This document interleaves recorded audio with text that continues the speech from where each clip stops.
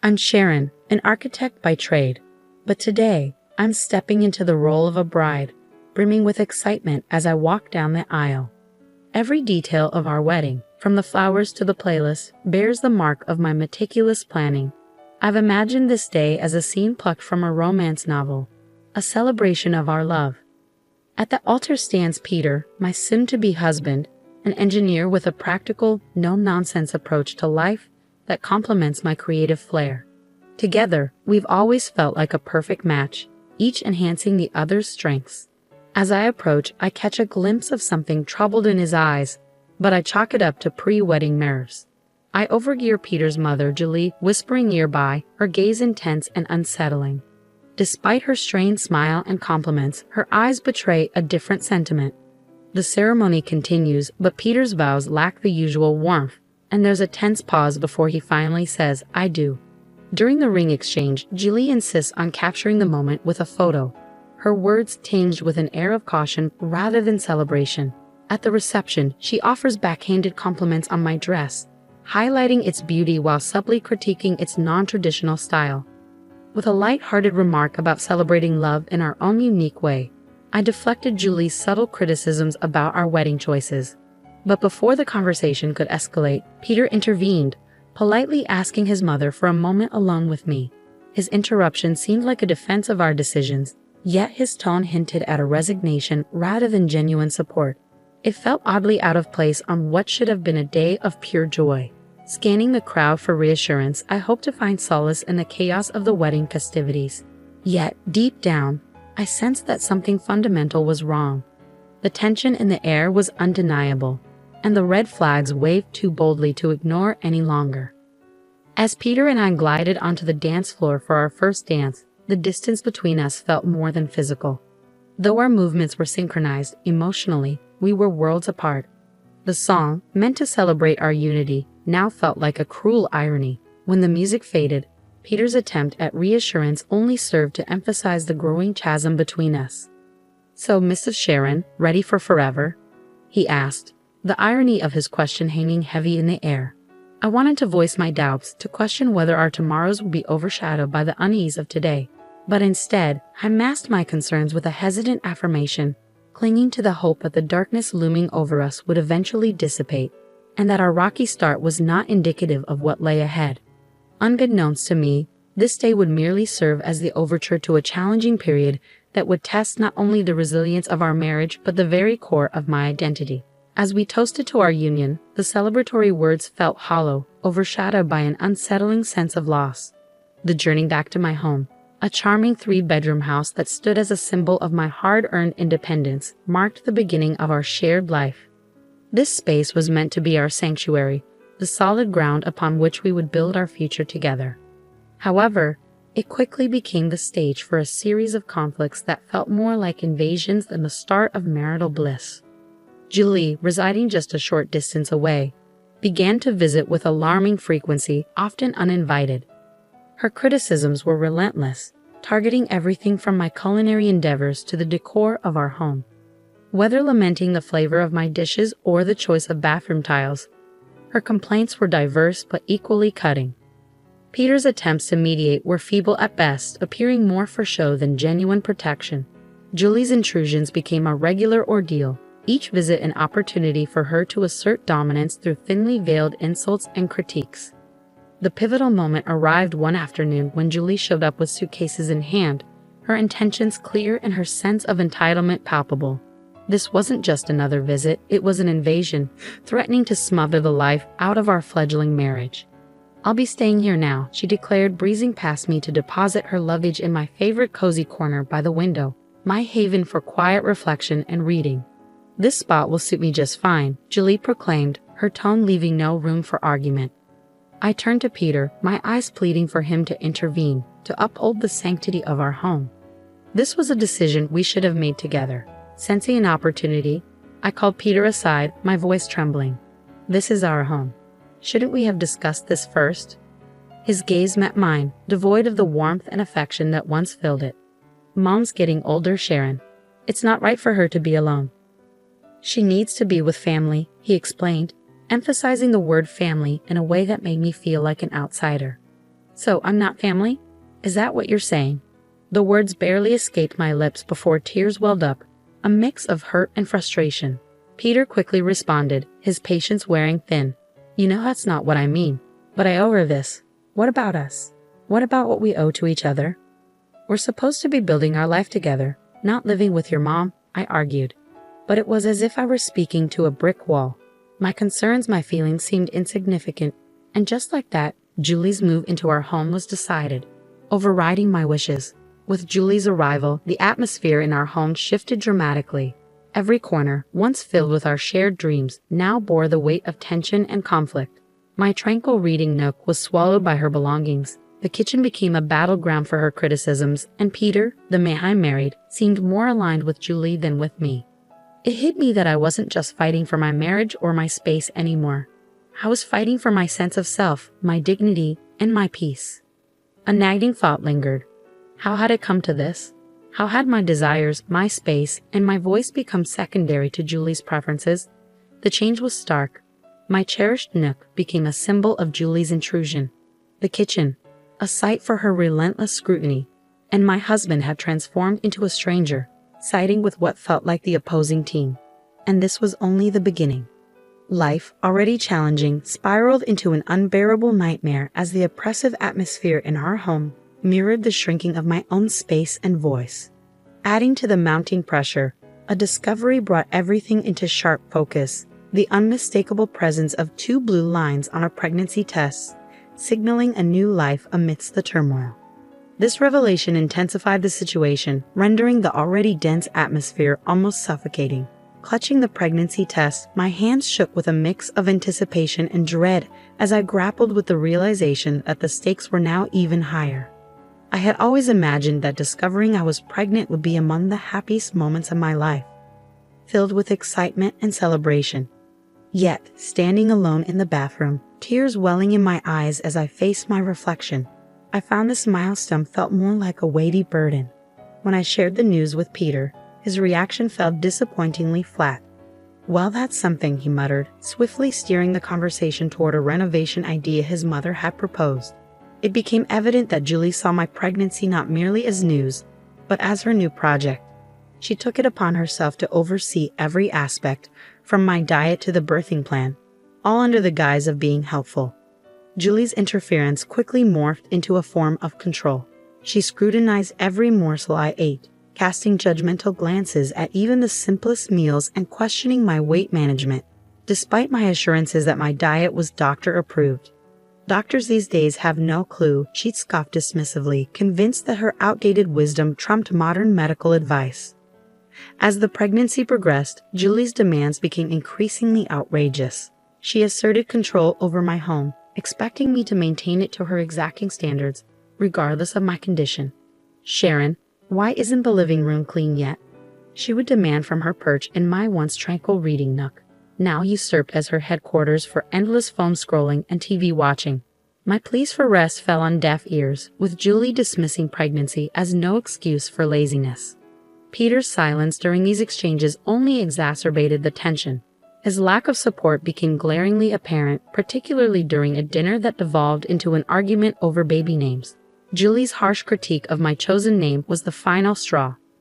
Enough, Julie. This is my child, and I will decide how to name them, I countered, my patience worn thin. Her response was one of indignation, as if my assertion of control over my own life was a personal affront. Peter's attempts at mediation, siding with his mother and dismissing me as emotional, widened the rift between us. I was left feeling more isolated than ever, trapped in a home that had become a battlefield where my voice seemed to matter less and less. It was no longer just about choosing a baby name. It was about reclaiming my autonomy, my dignity, and the sense of belonging that had been systematically eroded by Julie's overbearing presence.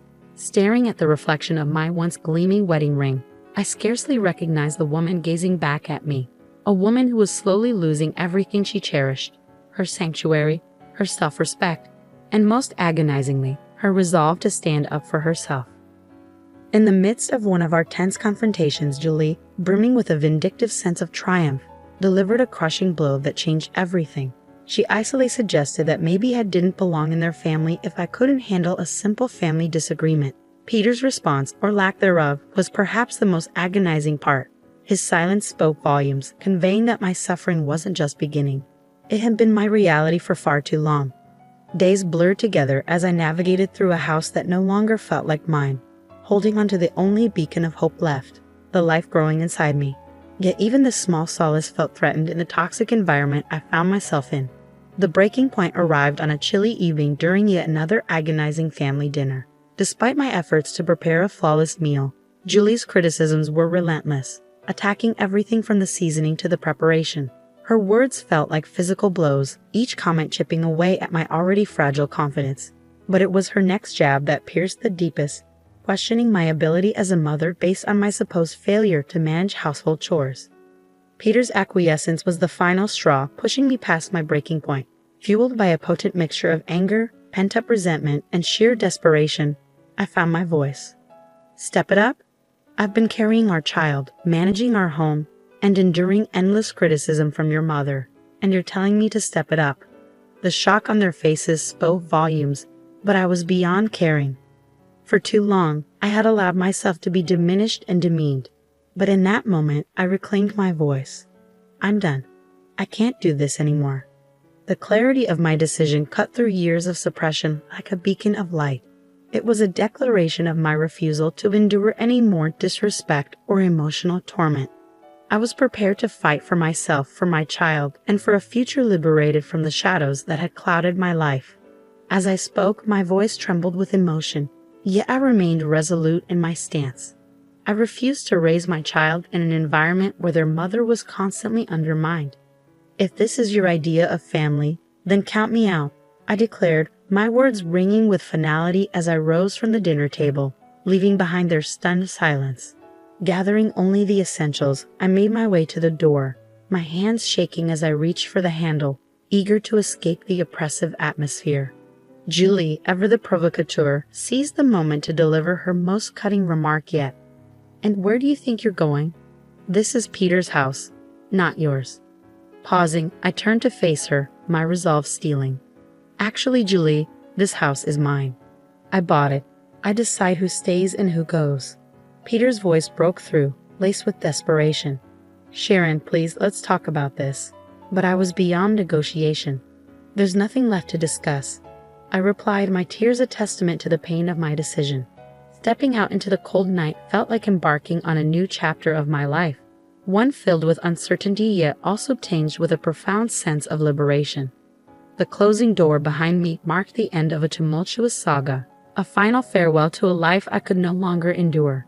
With each step, a mix of pain and determination coursed through me, fueled by the urgent need to reclaim my autonomy. The journey to my parents' home blurred with cold, exhaustion, and heartache. Just moments from the sanctuary of my childhood haven, a stumble sent me crashing to the ground, the physical pain a mere echo of my inner turmoil. Yet, far from deterring me, this fall only strengthened my resolve. Arriving at my parents' doorstep, the concern etched on their faces mirrored the gravity of my situation. As they rushed me to the hospital, I realized this moment of vulnerability marked not just an end, but a beginning. Lying in the hospital bed, the reality of my circumstances sinking in, I knew returning to my former life was not an option. This breaking point was a vital step towards reclaiming the life and dignity that had been stripped away, a painful yet necessary transition towards healing and independence. The clarity that accompanies such moments is profound, illuminating the path forward from the shadows of the past towards a future of my own creation. Amidst a whirlwind of emotions, I stood surrounded by the comforting yet anxious presence of my parents. Their unspoken concerns spoke volumes about their fears regarding the true state of my marriage, now starkly unveiled in its troubled depths. Breaking the heavy silence, my mother voiced her concern, her words laden with the weight of the unfolding reality. Sharon, dear, what's your plan now? Uncertain yet determined. I'm not sure, Mom, but one thing's certain. I can't go back to that life. Not now, not ever. My declaration, more assured than I expected, resonated with newfound determination. My father, who had been pacing anxiously, paused to offer reassurance, emphasizing their unwavering support regardless of my decision. He urged me to consider not just my own future, but also the future of the life growing inside me. His words prompted a silent acknowledgement from me. My mind had been a battleground of uncertain scenarios, each fraught with the possibility of a fresh start. The unexpected buzz of my phone shattered my reverie. A message from Peter, a plea for communication. Yet to me, his timing felt like a door long closed. His words, unseen, were left hanging in the void as I powered off my phone, a symbolic end to our dialogue. My next steps became clear, marked by action rather than words. Consulting a family lawyer became my first decisive act towards untangling the turmoil of my marriage. With the unwavering support of my parents, we navigated the cold legal breakdown of our union, discussing divorce, custody arrangements, and financial support. Despite the sterile nature of these discussions, they empowered me, marking the initial steps towards seizing control of my destiny and securing the well-being of my unborn child. Within a week, Peter and Julie received the formal notices, divorce papers for Peter and an eviction notice for Julie from the home that was legally mine.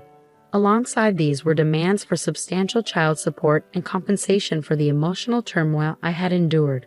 Though drastic, these actions were imperative, severing the ties that had long bound me to a life of despair. When I eventually re-engaged with my phone, it was inundated with Peter's attempts to reconnect. His messages carried a blend of regret and a plea for reconciliation. Yet the wounds inflicted by nights of humiliation, years of neglect, and Julie's calculated malice, all silently condoned by Peter, ran too deep. The fleeting temptation to entertain his overtures was swiftly overshadowed by the memory of enduring pain. This moment wasn't merely about closing a chapter, it was about reclaiming my narrative, where the shadows of the past no longer dictated the brightness of my future. The love I once harbored for him had been utterly eclipsed by the sorrow of our shattered marriage. Taking decisive action, I purged his messages, erased his contact details, and blocked him across all social platforms. To me, Peter had become a relic of my history, a distressing chapter I was more than ready to close.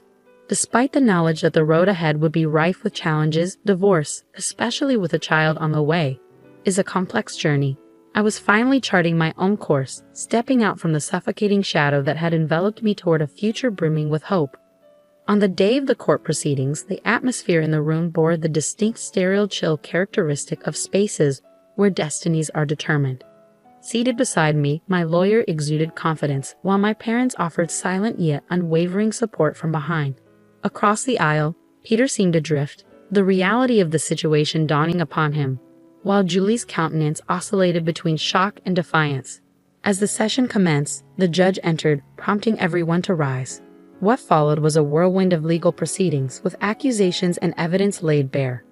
It seemed as though Julie and Peter were seeing their actions for the first time, not just through the lens of the law, but through my perspective as well. When Julie was called to speak, her usual confidence waned. She attempted to justify her actions as concern for her son's well-being, but her explanation fell flat, especially under the judge's skeptical gaze. Judge Nina R. Morrison's verdict was unequivocal and resolute. I was granted a full divorce and sole custody of our unborn child. Peter was ordered to provide child support, while Julie, faced with a substantial fine for emotional abuse and harassment, appeared visibly shaken. As the judge's gavel fell, a wave of liberation washed over me, tinged with a hint of melancholy. My marriage hadn't concluded with dramatic confrontations, but rather with the quiet shuffling of papers and the unwavering voice of justice. This chapter of my life was sealed shut, paving the way for a fresh start unburdened by the chains of the past. The price of my newfound freedom was one I never could have foreseen on the day I exchanged vows. Exiting the courtroom, Peter approached with a bewildered expression, expressing his remorse and disbelief at the unraveling of our lives. Yet, as I looked into his eyes, I no longer saw my future, but rather a profound void where love once dwelled. I never envisioned this as our ending, Peter, but apologies can't undo what's been done, I asserted firmly, turning away to bid farewell to the past. Julie sought my gaze, perhaps in search of forgiveness or acknowledgement, yet I couldn't afford her that closure.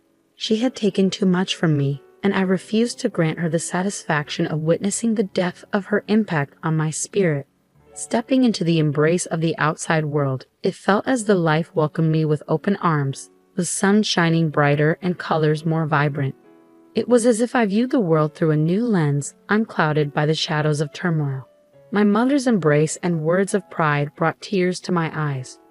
"You're truly free now, Sharon," she said, her emotion palpable. "I couldn't have faced this without you and Dad." I responded, feeling an overwhelming gratitude for their unwavering support. That evening, in the tranquility of my home, now solely mine, I discovered a profound peace, alone yet far from lonely. For the first time in what felt like an eternity, I was free to live by my own standards. The road ahead as a single mother appeared daunting. Yet as I sensed my unborn child's gentle movements, a wave of confidence enveloped me. We would navigate this journey together, I was certain of it. The trials I had weathered brought me to this juncture of self-discovery. Though they left scars, they told a story of resilience, not surrender. Gazing toward the horizon, I was not merely propelled by circumstance but propelled by choice. This realization filled me with a profound sense of empowerment, poised to embrace what lay ahead, not out of obligation but from a place of deliberate determination. I recognized that this was the dawn of a significant new chapter.